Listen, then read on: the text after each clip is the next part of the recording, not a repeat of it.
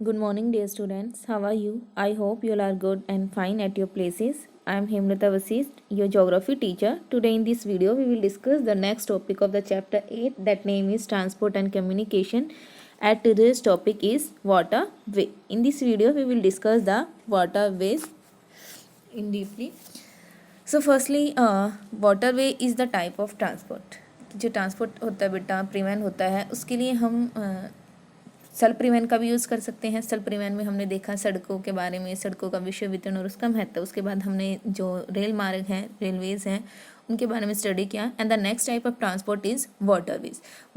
अगर हम बात करें, बहुत सारी जो भारी भरकम चीज़ें होती हैं, या सबसे पहले, ठीक है, जो यातायात था उसकी जब शुरुआत हुई तो सड़कों के बाद उसमें सबसे पुराना जो अगर मार्ग की बात करें तो वो जल मार्ग है। जल मार्ग के दौरान बहुत सारी जो भारी भरकम वस्तुएं होती थी, बहुत जल्दी ख़राब होने वाले जो सामान होते थे, या फिर जो यात्री होते थे जिनको एक महाद्वीप से दूसरे महाद्वीप तक जाना होता था, तो उसके लिए जो जल मार्ग था उनका प्रयोग किया जाता था।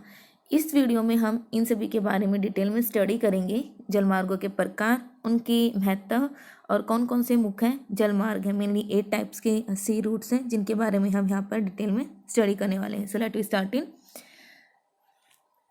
जल यातायात मनुष्य द्वारा प्रयोग किए गए परिवहन के साधनों में सबसे प्राचीन साधन है। सबसे प्राचीन साधन है जिसमें आदिकाल से जो सामान था, व्यक्ति थे, उनको एक स्थान से दूसरे स्थान तक ले जाने के लिए नदियों, झीलों, समुद्रों का प्रयोग किया जाता था। अब इसके मुख्य 2 प्रकार हैं। एक है जलमार्ग, महासागरीय जलमार्ग, दूसरा है आंतरिक जलमार्ग। सबसे पहले हम स्टडी करेंगे महासागरीय जलमार्ग की।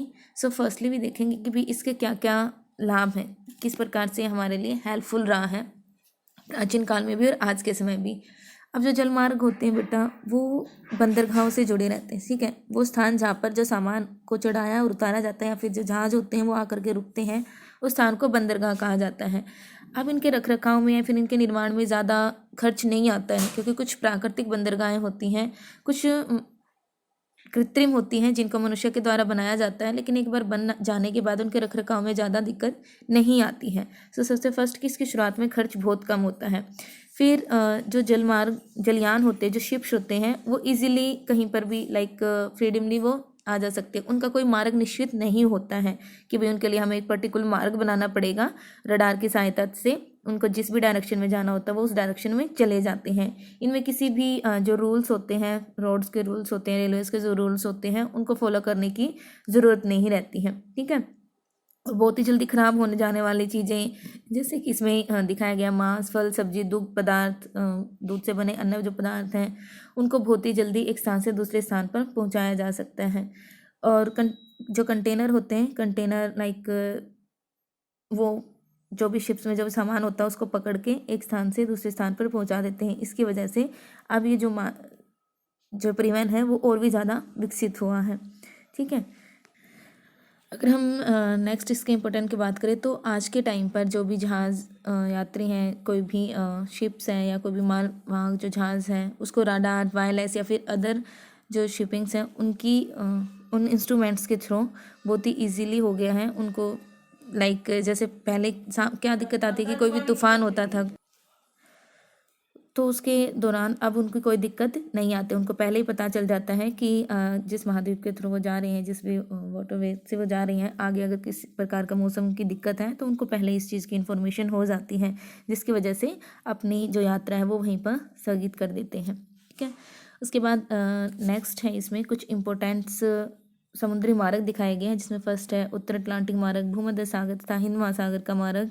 उत्तर अटलांटिक मार्ग जो पश्चिम में उत्तरी अमेरिका को पूर्व में यूरोप से जोड़ता है, और उसके साथ साथ अन्य जो स्टेशंस हैं उनके थ्रू ये जुड़ा रहता है। जैसे अगर हम बात करें अमेरिका की तो बैटल हार्बर को लंदन से जोड़ता है, लंदन को न्यूयॉर्क से जोड़ता है, ऐसे ही लंदन को आगे पनामा जो कैनाल है उसके द्वारा जोड़ता है। तो इस तरीके से जो 2 महाद्वीप हैं उनके आने जाने का जो समय है वो इसमें सेव हुआ है, क्योंकि अब पानी के ऊपर सड़कें तो बना नहीं जा सकती, ठीक है। अगर पुल्स बनाएंगे तो उसमें काफ़ी ज़्यादा खर्च आ जाता है, तो समुद्री मार्गों के द्वारा इस तरीके से जो सामान है उसका आयात निर्यात किया जाता है। उसके बाद नेक्स्ट है स्वेज नहर, आशा अंतरिक्ष मार्ग केप टाउन में, दक्षिणी अटलांटिक मार्ग, उत्तर प्रशांत मार्ग, दक्षिणी प्रशांत महामार्ग, पनामा मार्ग। ये कुछ 8 प्रमुख महासागरीय मार्ग हैं। सबसे फर्स्ट है उत्तर अटलांटिक मार्ग। अब इसमें आप लोगों को करना क्या है, कैसे पढ़ना है, आपको इसमें मेनली एक तो प्लेस याद रखनी है कि किन किन दो स्थानों को ये जोड़ता है या फिर किन अन्य स्थानों से जुड़ा हुआ है। दूसरा इसमें आपको याद रखना है कि इसमें कौन कौन सी जो वस्तु उनका आयात और निर्यात किया जाता है। आयात किया जाने वाली वस्तु और निर्यात की जाने वाली वस्तु, इन दोनों को ही आपको प्रिपेयर करने हैं अपने नोट्स में। और इन में आने वाले जो मुख्य स्टेशन हैं उनके आपको याद रखनी है। फिर ये कितनी जो बंदरगाहें हैं इस पर बनाई गई हैं, ठीक है। सो ये कुछ पॉइंट्स हैं वो आपको इन टॉपिक्स से प्रिपेयर करने हैं टॉपिक्स में। सबसे फर्स्ट है उत्तर अटलांटिक महामार्ग। यह पश्चिमी यूरोप तथा उत्तरी अमेरिका के पूर्वी तट को मिलाता है, ठीक है। उत्तरी अटलांटिक महामार्ग किन किन दो तटों को मिलाता है? पश्चिमी यूरोप को उत्तरी अमेरिका के पूर्वी तट को मिलाता है। और ये समुद्री मार्ग विश्व के दो सबसे उन्नत क्षेत्रों के बीच संपर्क स्थापित करता है और विश्व का सबसे अधिक व्यस्त मार्ग है। इसमें जो इम्पोर्टेंट लाइन है बेटा कि सबसे बिजी वाटरवे है और व्यापारिक जलयानों का 1/4 माल इसी मार्ग को जाता है। और अगर हम बात करें वर्ल्ड के 55 बड़े पोर्ट्स में से 28 जो पोर्ट्स हैं वो इसी पर बनाए गए हैं। अब इसमें आने वाले कुछ मेन पोर्ट्स हैं like New York, Montreal, Quebec, Halifax, Boston, सैनस्टोन, फिलाडेल्फिया। अब इन सभी के नेम याद रखने की ज़रूरत नहीं, इनमें से कुछ भी कोई भी 5 या 6 आप यहाँ से लर्न कर सकते हो कि कुछ इसके इम्पोर्टेंट्स पोर्ट्स हैं। उसके बाद कौन कौन सी वस्तुओं का इसमें से आयात और निर्यात किया जाता है? तो यूरोप की समर्थ जो कृषि, वाणिज्य और औद्योगिक प्रदेशों से काफ़ी ज़्यादा क्वांटिटी में जो वस्तुएं हैं वो बनाई जाती हैं, लाइक जिसमें वस्त्र आ गया, केमिकल्स, मशीनें, उर्वरक, इस्पात और जो शराब है वो पूरे की पूरी जो यूएस से है और कनाडा है उसको निर्यात की जाती है, यानी को बेची जाती है। और जो खाद्य पदार्थ लाइक रॉ मटेरियल से गेहूँ, लकड़ी, तांबा, लोहा एवं इस्पात, अदर जो इंस्ट्रूमेंट्स है ट्रांसपोर्ट के, उसको इसी वे से वेस्टर्न जो यूरोप है उसमें भेजा जाता है, यानी कि अब यूएसए से वेस्टर्न यूरोप में वहाँ पर इनको निर्यात किया जाता है। तो इसमें यूएसए को क्या क्या चीज़ें निर्यात की जाती हैं? वस्त्र, रसायन, मशीनें, उर्वरक। और उनसे कौन कौन सी चीज़ें ली जाती हैं? गेहूँ, लकड़ी, तांबा, लोहा, यानी कि जो कच्चा माल है वो यहाँ से ये लेते हैं। ओके, उसके बाद नेक्स्ट है भूमध्य सागर तथा हिंद महासागर का मार्ग। अब ये किन किन दो स्टेशन को जोड़ता है और इनमें कौन कौन सी जो वस्तुएं उनका निर्यात किया जाता है? सो फर्स्ट है यह मार्ग पश्चिमी यूरोप के उन्नत देशों को पूर्वी अफ्रीका, दक्षिणी एशिया तथा पूर्व एशिया के विकासशील देशों से जोड़ता है। भूमध्य सागर, लाल सागर तथा हिंद महासागर द्वारा मिलता है। किन किन जो सागर हैं इस रास्ते में आते हैं? तो भूमध्य सागर, लाल सागर और हिंद महासागर। और यूरोप से पूर्वी अफ्रीका, एशिया तथा ऑस्ट्रेलिया को जाने वाले लगभग सभी जलीय मार्ग इसी को अपनाते हैं। और पूर्व की ओर जाने वाले माल के मुख्य रूप में मशीन तथा औद्योगिक उत्पाद होते हैं। अब इसमें कौन सी जो मुख्य वस्तु है जिनका आयात और निर्यात किया जाता है? तो उसमें है कपास, रबर, चाय, कैवा, चीनी, खनिज तेल, ये सभी भेजे जाते हैं। और इस मार्ग पर पोर्ट सईद, अनन, ये कुछ इंपॉर्टेंट्स जो पोर्ट्स हैं उनके नाम हैं, तो ये आपको याद रखनी है कि भूमध्य सागर तथा हिंद महासागर में आने वाले मुख्य जो पोर्ट्स हैं वो कौन कौन से हैं, ठीक है। उसके बाद नेक्स्ट है most important waterway, sea waterway is Suez canal. इस पर पूरे के पूरे पे बेटा आप लोगों का 5 मार्क्स का क्वेश्चन बनता है कि सुएज जलमार्ग की विशेषताएं बताइए और सुएज मार्ग पर एक जो विवरण है वो प्रस्तुत कीजिए। सुएज नहर का निर्माण सुएज जल डमरू मध्य को काटकर किया गया है। जल डमरू मध्य क्या होते हैं? जल डमरू मध्य होते बेटा कोई 2 बड़े जलाशय हैं, ठीक है, जो बड़ी वाटर बॉडीज़ हैं उनको एक पतली सी जो स्ट्रेट है जल संधि है उसके द्वारा वो कनेक्टेड होते हैं, जिसमें जो नौकाएं हैं या फिर हल्के फुल्के जो शिप्स हैं वो वहाँ से जा सकते हैं। बड़े शिप्स नहीं उससे गुजर सकती, काफ़ी तंग रास्ता होता है, वो होता है जल डमरू मध्य। तो उसको काट करके जो सुएज कैनाल है उसको बनाया गया है, क्योंकि सुएज कैनाल काफ़ी ज़्यादा चौड़ी है तो उसको इस जल डमरू मध्य इसको काटना पड़ा स्टेट को। उसके बाद इसका जो निर्माण था वो कब हुआ? 1854 में। और किन्होंने किया था? फ्रांसीसी इंजीनियर थे फर्दिनांड दे लैपिस, इनको बनाने के लिए दिया गया था और ये बनकर 1869 में रेडी हुई थी। और इस नहर की जो टोटल लेंथ है वो 168 है। इसकी जो एक कैरेक्टरिस्टिक्स है आपको बिल्कुल नोट्स में प्रिपेयर करनी है भाई, कि कब कैसे बनी, कब इसको बनाया गया, किस फ्रांसीसी ने इसको बनाया था, इसकी टोटल जो लेंथ है वो कितनी है, इसकी जो एवरेज जो डिफेस्ट है वो कितना है, जो है 1615 मीटर, एंड इसकी जो विड्थ है वो 365 मीटर है। और ये किन किन दो स्थानों को जोड़ती है, तो ये वेस्ट में जो हमारा मेडिटेरियन सी है उसको ईस्टर्न रेड सी से जोड़ती है। उसके बाद जो ये भूमध्य सागर है, भूमध्य सागर की ओर पोर्ट सईद एक प्लेस है तथा लाल सागर की ओर पोर्ट स्वेज, इसके दो पोर्ट्स हैं जिसके सिरे हैं। और ये ग्रेट ब्रिटेन झील, लिटिल झील तथा टिमसा झीलों से होकर के जाती है। और इस कहाँ से गुजरती है ये आपको याद रखना है, ग्रेट ब्रिटेन झील, लिटिल झील तथा टिमसा झीलों से होकर के जाती है और ये सभी खारे पानी की झीलें हैं। उसके बाद इस नहर के साथ साथ एक रेलवे मार्ग भी है और इसके पश्चिम किनारे पर इस्माइलिया नगर है। यहाँ पर आप देख सकते हो इस नहर की किस तरीके से उसको बनाया गया है। यहाँ पर भूमध्य सागर को लाल सागर से जोड़ती हैं और इसमें आने वाली इम्पोर्टेंट जो पोर्ट्स हैं वो कौन कौन से, अलकैंट्रा, अल फरदान, टिमसा झील यहाँ है, ग्रेट बीटर झील, लिटिल बीटर झील, जो तीनों की तीनों कैसी झीलें हैं, खारे पानी की झीलें। ठीक है। अच्छा, जलडमरू ये देखो बेटा, ये कोई एक बड़ा सा वाटर बॉडी है, इधर एक बड़ा सा वाटर बॉडी है। अब इन दो पानी को, ठीक है,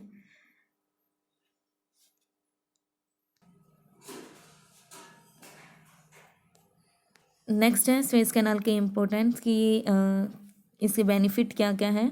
तो जो ये जब ये नहर बनाई तो बेटा इसकी एक तरफ तो यूरोप है, ठीक है, यूरोपियन कंट्रीज़ है, और दूसरी तरफ है अफ्रीकन कंट्रीज़। तो यूरोपियन कंट्रीज़ को अफ्रीकन कंट्रीज़ से ही कनेक्ट करती है।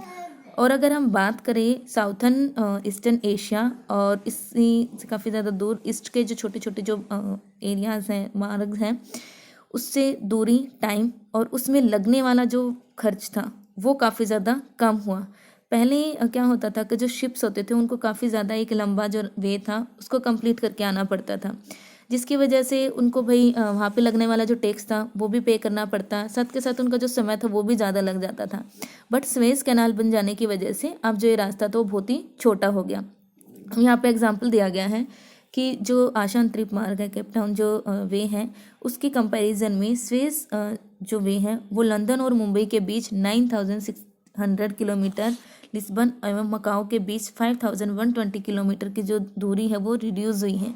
इससे काफ़ी ज़्यादा रेजिस्टेंस है बेटा वो रिड्यूस हुआ है।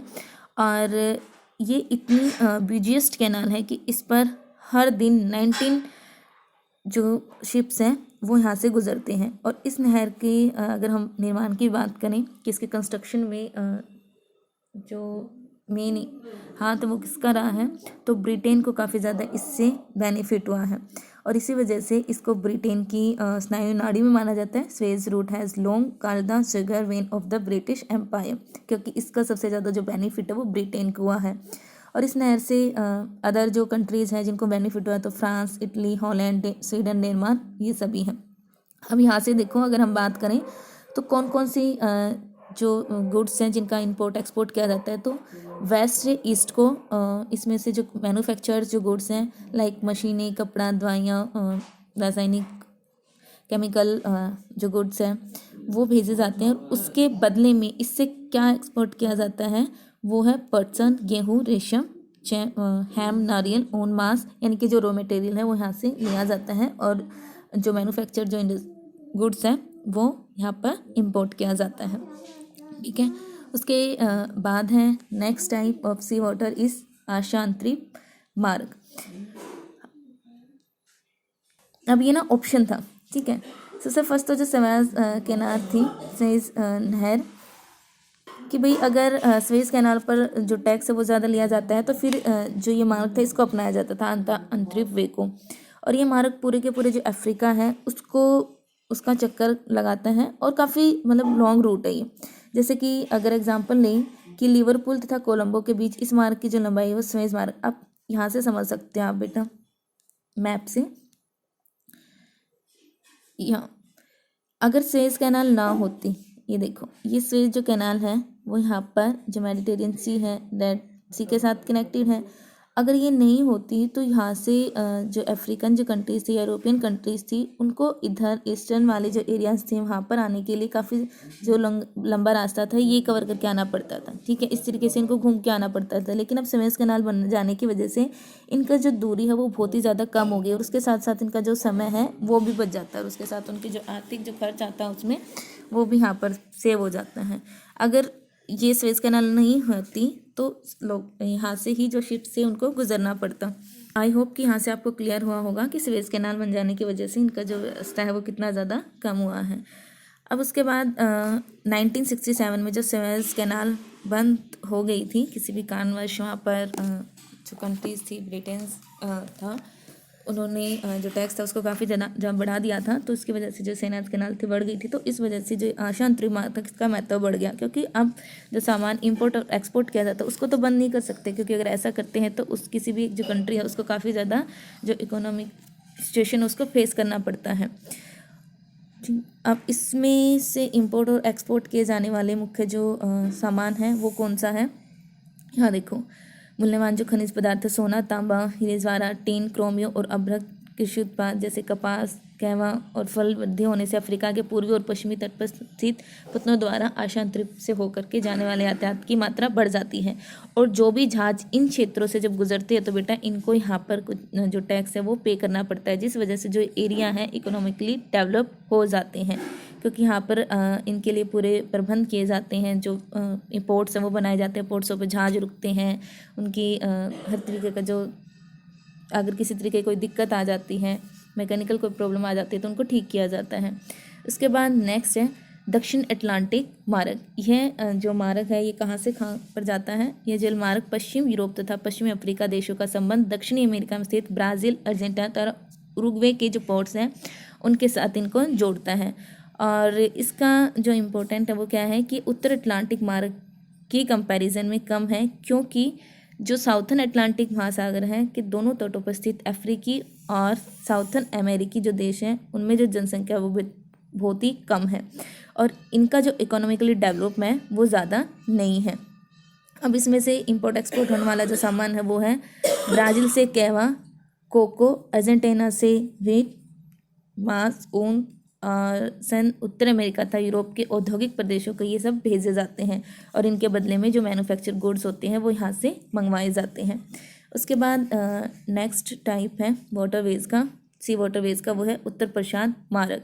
उत्तर प्रशांत मार्ग बेटा ये पूरा का पूरा जो हमारा प्रशांत महासागर है उसको पार करता है, ठीक है। और लगभग सभी जो मार्ग हैं वो होनोलुलु पर मिलते हैं। होनोलुलु एक आइलैंड है प्रशांत महासागर पर, जहाँ पर आकर के जितने भी पैसिफिक सी वाटर्स हैं वो आकर के मिलते हैं। और यहाँ पर क्या किया जाता है, जितने भी हमारे शिप्स हैं उनको ठीक किया जाता है। अगर वहाँ पर उनका जो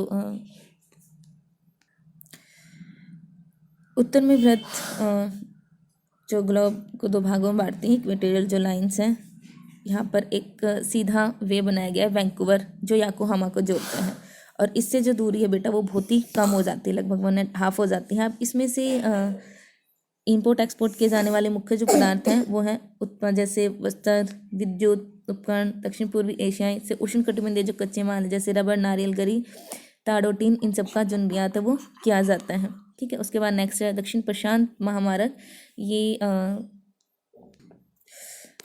इसको आप पढ़ लेना। उसके बाद नेक्स्ट है 8 पनामा नहर मार्ग, इट्स मोस्ट इम्पोर्टेंट। यह नहर उत्तरी अमेरिका तथा दक्षिणी अमेरिका के बीच पनामा गणराज्य के पनामा जलसमुद्र को काट कर बनाई गई है। पनामा जो एक स्टेट है बेटा, वहाँ पर एक स्टेट आती है जिस स्टेट को काट करके, यानी कि वहाँ पर उसकी जो स्थलीय जो भाग थे उनको काट करके इसको बढ़ाया गया है। और ये वर्ल्ड के 2 बड़े जो हमारे ओशियंस हैं उनको मिलाती है, पैसिफिक ओशन को अटलांटिक सी से मिलाती है। और इसका जो निर्माण था बेटा किसके द्वारा किया गया था, यूएसए के द्वारा 1906 में, और 1940 में बन करके रेडी हो गई थी।